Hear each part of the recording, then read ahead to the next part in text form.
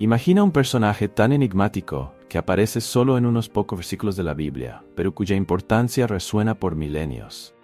Un hombre que bendijo al propio Abraham y recibió de él el diezmo. ¿Quién sería este individuo misterioso que combina los roles de rey y sacerdote en una época en que estas funciones estaban estrictamente separadas? Su nombre es Melquisedec.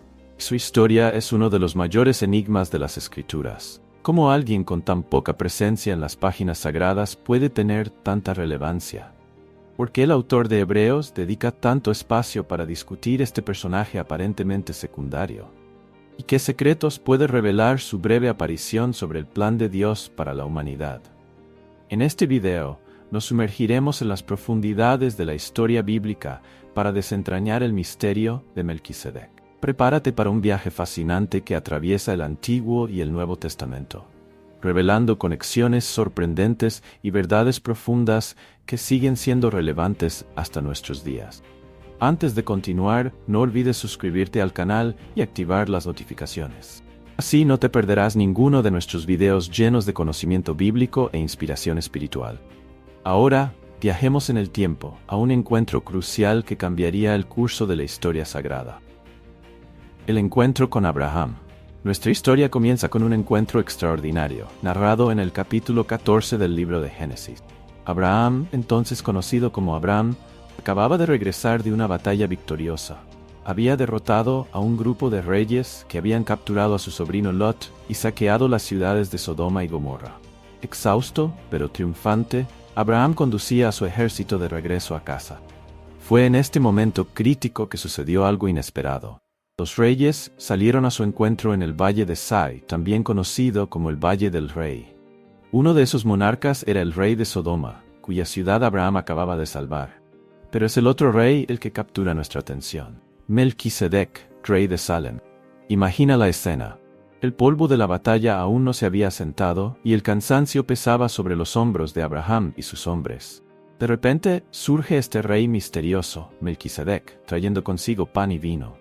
Pero no viene solo como un gobernante ofreciendo hospitalidad a un guerrero victorioso. Las Escrituras nos dicen algo sorprendente. Y Melquisedec, rey de sacó pan y vino, y era sacerdote del Dios Altísimo, y lo bendijo, diciendo: bendito sea Abraham por el Dios Altísimo, poseedor de los cielos y de la tierra. Génesis capítulo 14, verso 18. Este no es un encuentro común entre dos líderes. Es un momento cargado de significado espiritual. Melquisedec no solo reconoce la victoria de Abraham, sino que la atribuye directamente a Dios. Él bendice a Abraham en nombre del Dios Altísimo, un título que enfatiza la supremacía y unicidad del Dios de Abraham. La reacción de Abraham a este encuentro es igualmente notable. El patriarca, que ya había recibido promesas directas de Dios, reconoce la autoridad espiritual de Melquisedec. En un gesto de profundo respeto y reverencia, Abraham hace algo extraordinario. Y Abraham le dio el diezmo de todo. Génesis 14:20. Este acto de dar el diezmo, mencionado por primera vez en la Biblia, no era una simple transacción. Era un reconocimiento de la posición única de Melquisedec como sacerdote del Dios Altísimo. Abraham, el hombre elegido por Dios para ser el padre de muchas naciones, se inclina ante la autoridad sacerdotal de Melquisedec. Este encuentro, breve como fue, plantea una serie de preguntas intrigantes. ¿Quién era este Melquisedec que podía bendecir al propio Abraham? ¿De dónde vino su autoridad como sacerdote del Dios Altísimo? ¿Y por qué su aparición en este momento específico es tan significativa para la historia bíblica?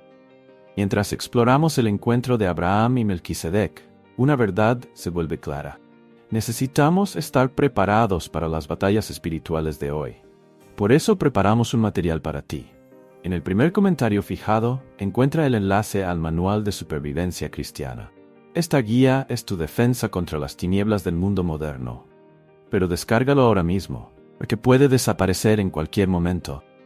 Las fuerzas del mal no esperan. ¿Deberías esperar? Haz clic ahora en el primer comentario fijado. Para comprender mejor quién era Melquisedec, primero debemos explorar el contexto histórico y geográfico de donde reinaba. La ciudad de Salem. Salem, cuyo nombre en hebreo significa paz, es generalmente identificada por los estudiosos bíblicos como la antigua Jerusalén. Esta identificación no es arbitraria, sino basada en evidencia bíblica e histórica. Volvamos nuestra mirada al mundo antiguo, alrededor de 2000 años antes de Cristo. El Medio Oriente era un mosaico de ciudades-estado, cada una con su propio rey y a menudo sus propios dioses. En este escenario, Salem destacaba como un lugar único.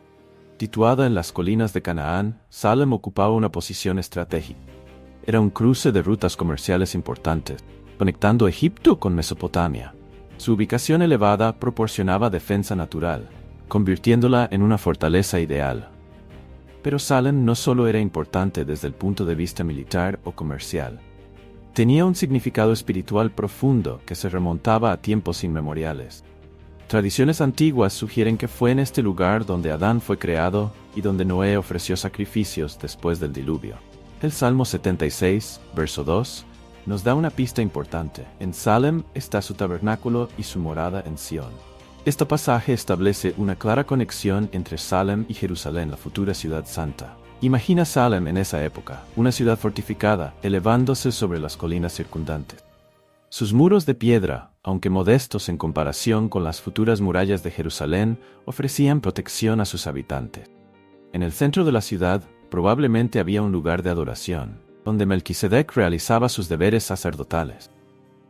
Las calles estrechas de Salem habrían estado llenas de vida y actividad. Mercaderes de tierras distantes trayendo sus mercancías, artesanos trabajando en sus talleres, niños jugando en los callejones. Y por encima de todo esto, el palacio del rey sacerdote Melquisedec, desde donde gobernaba con justicia y sabiduría. Pero lo que hacía a Salem verdaderamente única era su devoción al Dios Altísimo. En un tiempo en que la mayoría de las ciudades adoraban a múltiples dioses, Salem, bajo el liderazgo de Melquisedec, permanecía fiel al Dios único y verdadero. Este hecho es notable cuando consideramos el ambiente religioso de la época. El politeísmo era la norma, con cada ciudad teniendo su propia divinidad patrona. Sin embargo, en Salem encontramos una forma primitiva de monoteísmo, una creencia en un Dios supremo que gobernaba sobre todos los demás. Es en este contexto que debemos entender la importancia de Melquisedec.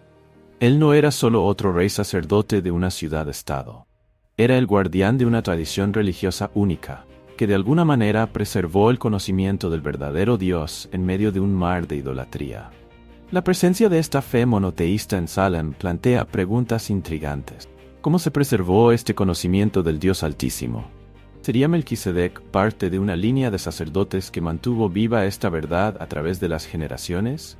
¿O habría algo aún más misterioso sobre su origen y papel, el significado del nombre Melquisedec? En la cultura hebrea antigua, los nombres tenían un significado profundo, a menudo revelando el carácter, el destino o la función de una persona. El nombre Melquisedec no es la excepción, y su análisis nos ofrece insights valiosos sobre este personaje enigmático. Melquisedec es una combinación de dos palabras hebreas, melech, que significa rey, y tzedek, que significa justicia o rectitud. Por lo tanto, literalmente Melquisedec significa rey de justicia o mi rey es justicia. El autor de la carta a los Hebreos en el Nuevo Testamento llama nuestra atención a este significado. Primero, su nombre significa rey de justicia. Luego, rey de Salem significa rey de paz. Observa cómo el escritor destaca no solo el significado del nombre Melquisedec, sino también el nombre de su ciudad, Salem. Esta combinación de justicia y paz no es coincidencia, pero el significado va aún más profundo. En la tradición bíblica, solo Dios es perfectamente justo. El hecho de que Melquisedec lleve este nombre sugiere una conexión única con lo divino. Él no solo gobierna con justicia, sino que de alguna manera personifica o representa la justicia divina en su reino terrenal. Esto nos lleva a una pregunta intrigante. ¿Melquisedec era su nombre de nacimiento o un título que asumió?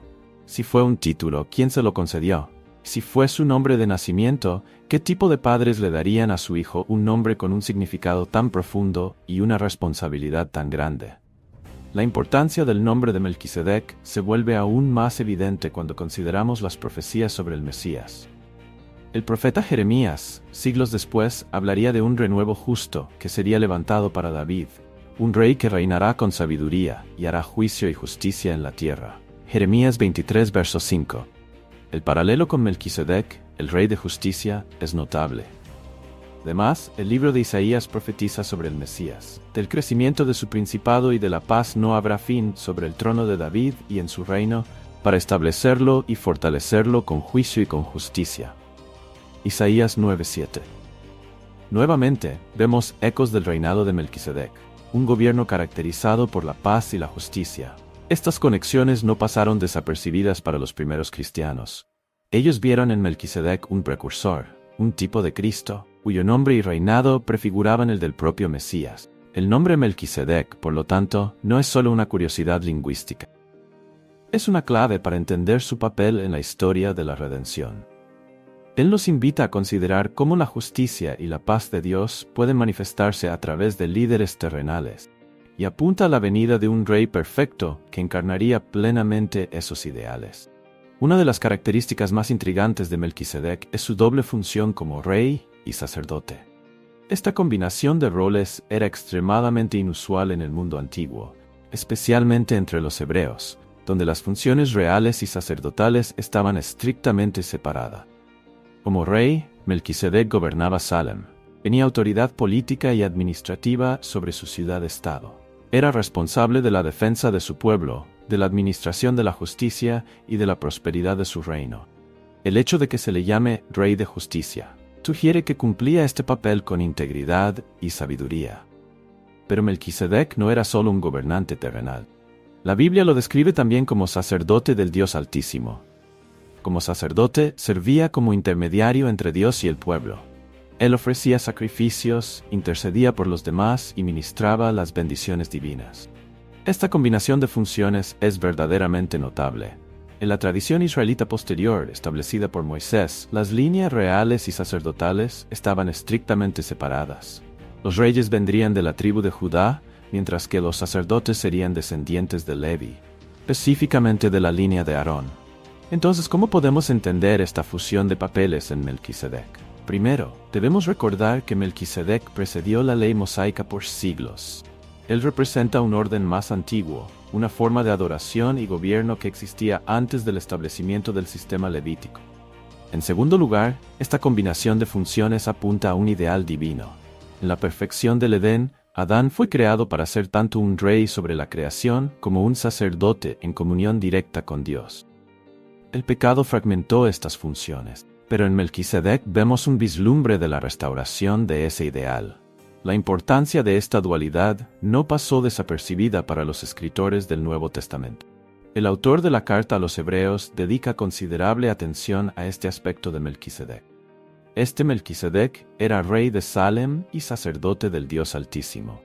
Él encontró a Abraham que volvía después de derrotar a los reyes y lo bendijo, y Abraham le dio el diezmo de todo. Hebreos capítulo 7. El escritor va más allá, usando a Melquisedec como un tipo o prefiguración de Jesucristo. Así como Melquisedec era tanto rey como sacerdote, Jesús se presenta como el supremo rey sacerdote, cumpliendo perfectamente ambos roles. Esta conexión es profunda. En el Antiguo Testamento vemos reyes que intentaron usurpar funciones sacerdotales, siendo severamente castigados, como el rey Usías en 2 Crónicas 26. Pero en Jesús, al igual que en Melquisedec, vemos la perfecta unión de estas funciones. La dualidad de Melquisedec nos invita a considerar la integralidad del plan de Dios. Él nos recuerda que la autoridad terrenal y la espiritualidad no necesitan estar en conflicto. De hecho, cuando se unen bajo la soberanía de Dios, trabajan en armonía para el bien del pueblo y para la gloria del Altísimo. Además, la función doble de Melquisedec nos desafía a pensar sobre nuestra propia vocación. Aunque no estamos llamados a ser reyes o sacerdotes en el sentido literal, todos los creyentes están llamados a un sacerdocio real. Somos convocados a ejercer autoridad espiritual en nuestras esferas de influencia y a ministrar la gracia de Dios a los demás. Su ofrenda de pan y vino, que examinaremos a continuación, está cargada de significado tanto real como sacerdotal, apuntando a verdades aún más profundas sobre el plan de redención de Dios. Uno de los aspectos más intrigantes del encuentro entre Melquisedec y Abraham es la ofrenda de pan y vino. Este gesto aparentemente simple está cargado de significado simbólico y teológico. Vamos a revisitar la escena. Abraham regresa victorioso de una batalla contra reyes poderosos. Él está exhausto, probablemente hambriento y sediento. Es en este momento que Melquisedec aparece, trayendo consigo pan y vino. A primera vista, esto puede parecer un simple acto de hospitalidad. Después de todo, el pan y el vino eran alimentos básicos en la cultura antigua. Sin embargo, el contexto y las implicaciones de esta oferta van mucho más allá de una mera comida. Primero, debemos considerar el doble papel de Melquisedec como rey y sacerdote. Como rey, su oferta de alimento puede verse como un gesto de alianza, una extensión de paz y amistad hacia Abraham. En la cultura del antiguo Oriente Próximo, compartir una comida era a menudo un acto de establecer o reafirmar alianza. Pero es en su papel sacerdotal que la oferta de pan y vino adquiere un significado más profundo. En el contexto del culto antiguo, el pan y el vino se usaban a menudo en ofrendas y libaciones a los dioses. Al traer estos elementos, Melquisedec estaba actuando en su capacidad sacerdotal, posiblemente preparándose para un acto de adoración o bendición. Es importante notar que no hay mención de un sacrificio animal en este encuentro, considerando que los sacrificios de animales eran la norma en la adoración de la época. La oferta de pan y vino por Melquisedec parece prefigurar una forma de adoración más elevada, una que no depende del derramamiento de sangre animal. Los primeros cristianos vieron en este acto una prefiguración de la Eucaristía, la cena del Señor instituida por Jesús. Así como Melquisedec ofreció pan y vino a Abraham, Jesús ofrecería pan y vino a sus discípulos, diciendo: «Este es mi cuerpo, esta es mi sangre». Esta conexión no es accidental. El autor de la carta a los Hebreos hace una conexión directa entre Melquisedec y Jesús, declarando que Jesús es sacerdote para siempre, según el orden de Melquisedec. La oferta de pan y vino se convierte así en un vínculo profético entre el sacerdocio antiguo y el nuevo sacerdocio instituido por Cristo. Además, el pan y el vino cargan un rico simbolismo bíblico. El pan representa sustento, vida y provisión divina. El vino, por su parte, está a menudo asociado con la alegría, la celebración y, en el contexto del Nuevo Testamento, con la nueva alianza en la sangre de Cristo. Es fascinante notar que, después de recibir el pan y el vino de Melquisedec, Abraham le da el diezmo de todo. Esta respuesta de Abraham sugiere que él reconoció algo profundamente significativo en el acto de Melquisedec. No era solo una comida, sino un encuentro espiritual que merecía una respuesta de adoración y gratitud.